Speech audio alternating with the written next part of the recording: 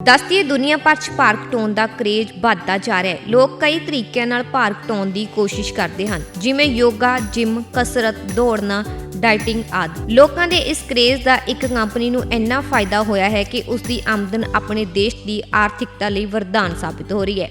New York Times ਦੀ ਹਾਲ ਹੀ ਵਿੱਚ ਪ੍ਰਕਾਸ਼ਿਤ report ਦੇ ਅਨੁਸਾਰ ਇੱਕ ਕੰਪਨੀ ਇੰਨੀ ਵੱਡੀ ਹੋ ਗਈ ਹੈ ਕਿ ਕੰਪਨੀ ਦੀਆਂ ਦਵਾਈਆਂ ਦੀ ਵਿਦੇਸ਼ੀ ਵਿਕਰੀ ਵਿੱਚ ਵਾਧਾ ਹੋ ਰਿਹਾ ਹੈ। ਪਿਛਲੇ ਕੁਝ ਹਫ਼ਤਿਆਂ ਵਿੱਚ ਇਸ ਨਿੱਜੀ ਕੰਪਨੀ ਦਾ ਆਕਾਰ ਵਧ ਗਿਆ ਹੈ। ਇਸ ਦੀ ਵਧਦੀ ਸ਼ੇਅਰ ਕੀਮਤ ਨੇ ਇਸ ਨੂੰ ਲਗਜ਼ਰੀ ਸਮਾਨ ਸਮੂਹ ਸਭ ਤੋਂ ਕੀਮਤੀ ਜਨਤਕ ਕੰਪਨੀ ਬਣਾ ਦਿੱਤਾ ਹੈ। ਕੰਪਨੀ ਦੀ ਸਫਲਤਾ ਇੰਨੀ ਵੱਧ ਗਈ ਹੈ ਕਿ ਅਰਥ ਸ਼ਾਸਤਰੀ ਹੁਣ ਬਹਿਸ ਕਰ ਰਹੇ ਨੇ ਕਿ ਦੇਸ਼ ਨੂੰ ਆਰਥਿਕ ਡੇਟਾ ਦਾ ਇੱਕ ਹੋਰ ਸੈੱਟ ਜਾਰੀ ਕਰਨ ਦੀ ਜ਼ਰੂਰਤ ਹੈ, ਜਿਸ ਵਿੱਚ ਇਹ ਕੰਪਨੀ ਸ਼ਾਮਿਲ ਨਹੀਂ ਹੈ। ਹਾਲਾਂਕਿ ਦੁਨੀਆ ਭਰ ਵਿੱਚ ਸਫਲਤਾ ਪ੍ਰਾਪਤ ਕਰਨ ਵਾਲੀਆਂ ਡੈਨਸ ਕੰਪਨੀਆਂ ਦੀ ਗਿਣਤੀ ਘੱਟ ਨਹੀਂ ਹੈ।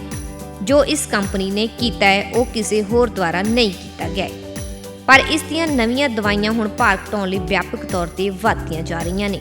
ਹਾਲਾਂਕਿ ਇਹ ਦਵਾਈਆਂ ਕੁਪੋਸ਼ਣ ਅਤੇ ਚਿਹਰੇ ਦੀ ਬੁਢਾਪਾ ਸਮੇਤ ਗੰਭੀਰ ਜੋਖਮ ਲੈ ਸਕਦੀਆਂ ਹਨ, ਪਰ ਦਵਾਈਆਂ ਲੈਣਾ ਬੰਦ ਕਰਨ ਨਾਲ ਵੀ ਇੱਕ ਵੱਡਾ ਨੁਕਸਾਨ ਹੋ ਸਕਦਾ ਹੈ। Bureau report, daily post Punjabi. ਦੱਸਦੀਏ ਦੁਨੀਆ ਭਰ 'ਚ ਭਾਰ ਘਟਾਉਣ ਦਾ ਕਰੇਜ਼ ਵੱਧਦਾ ਜਾ ਰਿਹਾ ਹੈ। ਲੋਕ ਕਈ ਤਰੀਕਿਆਂ ਨਾਲ ਭਾਰ ਘਟਾਉਣ ਦੀ ਕੋਸ਼ਿਸ਼ ਕਰਦੇ ਹਨ, ਜਿਵੇਂ ਯੋਗਾ, ਜਿਮ, ਕਸਰਤ, ਦੌੜਨਾ, ਡਾਈਟਿੰਗ ਆਦਿ। ਲੋਕਾਂ ਦੇ ਇਸ ਕਰੇਜ਼ ਦਾ ਇੱਕ ਕੰਪਨੀ ਨੂੰ ਇੰਨਾ ਫਾਇਦਾ ਹੋਇਆ ਹੈ ਕਿ ਉਸ ਦੀ ਆਮਦਨ ਆਪਣੇ ਦੇਸ਼ ਦੀ ਆਰਥਿਕਤਾ ਲਈ ਵਰਦਾਨ ਸਾਬਿਤ ਹੋ ਰਹੀ ਹੈ। ਨਿਊਯਾਰਕ ਟਾਈਮਜ਼ ਦੀ ਹਾਲ ਹੀ ਵਿੱਚ ਪ੍ਰਕਾਸ਼ਿਤ ਰਿਪੋਰਟ ਦੇ ਅਨੁਸਾਰ ਇੱਕ ਕੰਪਨੀ ਇੰਨੀ ਵੱਡੀ ਹੋ ਗਈ ਹੈ ਕਿ ਕੰਪਨੀ ਦੀਆਂ ਦਵਾਈਆਂ ਦੀ ਵਿਦੇਸ਼ੀ ਵਿਕਰੀ ਵਿੱਚ ਵਾਧਾ ਹੋ ਰਿਹਾ ਹੈ। ਪਿਛਲੇ ਕੁਝ ਹਫ਼ਤਿਆਂ ਵਿੱਚ ਇਸ ਨਿੱਜੀ ਕੰਪਨੀ ਦਾ ਆਕਾਰ ਵਧ ਗਿਆ ਹੈ। ਇਸ ਦੀ ਵਧਦੀ ਸ਼ੇਅਰ ਕੀਮਤ ਨੇ ਇਸ ਨੂੰ ਲਗਜ਼ਰੀ ਸਮਾਨ ਸਮੂਹ ਸਭ ਤੋਂ ਕੀਮਤੀ ਜਨਤਕ ਕੰਪਨੀ ਬਣਾ ਦਿੱਤਾ ਹੈ। ਕੰਪਨੀ ਦੀ ਸਫਲਤਾ ਇੰਨੀ ਵੱਧ ਗਈ ਹੈ ਕਿ ਅਰਥ ਸ਼ਾਸਤਰੀ ਹੁਣ ਬਹਿਸ ਕਰ ਰਹੇ ਨੇ ਕਿ ਦੇਸ਼ ਨੂੰ ਆਰਥਿਕ ਡੇਟਾ ਦਾ ਇੱਕ ਹੋਰ ਸੈੱਟ ਜਾਰੀ ਕਰਨ ਦੀ ਜ਼ਰੂਰਤ ਹੈ, ਜਿਸ ਵਿੱਚ ਇਹ ਕੰਪਨੀ ਸ਼ਾਮਿਲ ਨਹੀਂ ਹੈ। ਹਾਲਾਂਕਿ ਦੁਨੀਆ ਭਰ ਵਿੱਚ ਸਫਲਤਾ ਪ੍ਰਾਪਤ ਕਰਨ ਵਾਲੀਆਂ ਡੈਨਸ ਕੰਪਨੀਆਂ ਦੀ ਗਿਣਤੀ ਘੱਟ ਨਹੀਂ ਹੈ। ਜੋ ਇਸ ਕੰਪਨੀ ਨੇ ਕੀਤਾ ਹੈ ਉਹ ਕਿਸੇ ਹੋਰ ਦੁਆਰਾ ਨਹੀਂ ਕੀਤਾ ਗਿਆ ਹੈ। ਪਰ ਇਸ ਦੀਆਂ ਨਵੀਆਂ ਦਵਾਈਆਂ ਹੁਣ ਭਾਰ ਘਟਾਉਣ ਲਈ ਵਿਆਪਕ ਤੌਰ ਤੇ ਵਧਦੀਆਂ ਜਾ ਰਹੀਆਂ ਨੇ।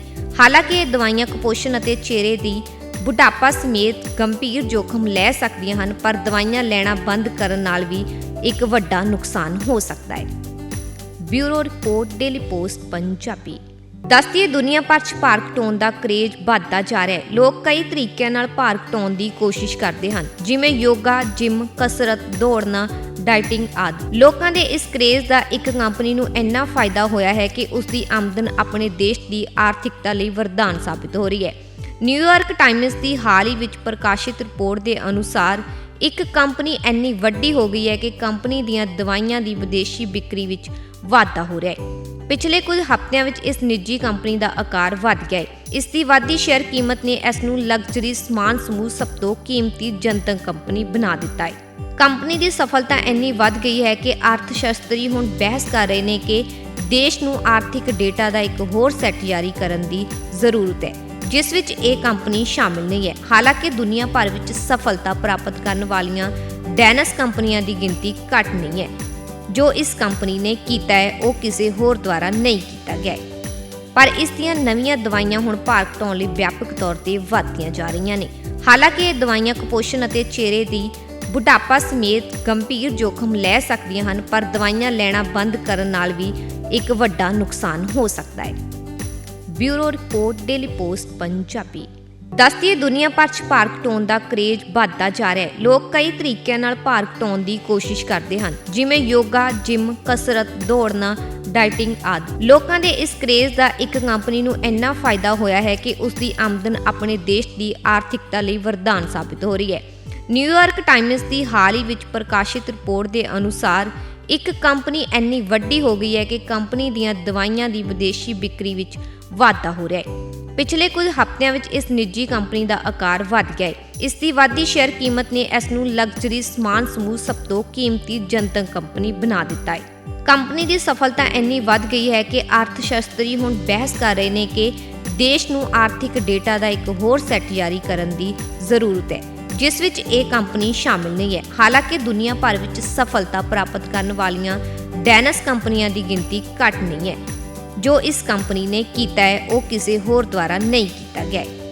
ਪਰ ਇਸ ਦੀਆਂ ਨਵੀਆਂ ਦਵਾਈਆਂ ਹੁਣ ਭਾਰ ਘਟਾਉਣ ਲਈ ਵਿਆਪਕ ਤੌਰ ਤੇ ਵਧਦੀਆਂ ਜਾ ਰਹੀਆਂ ਨੇ।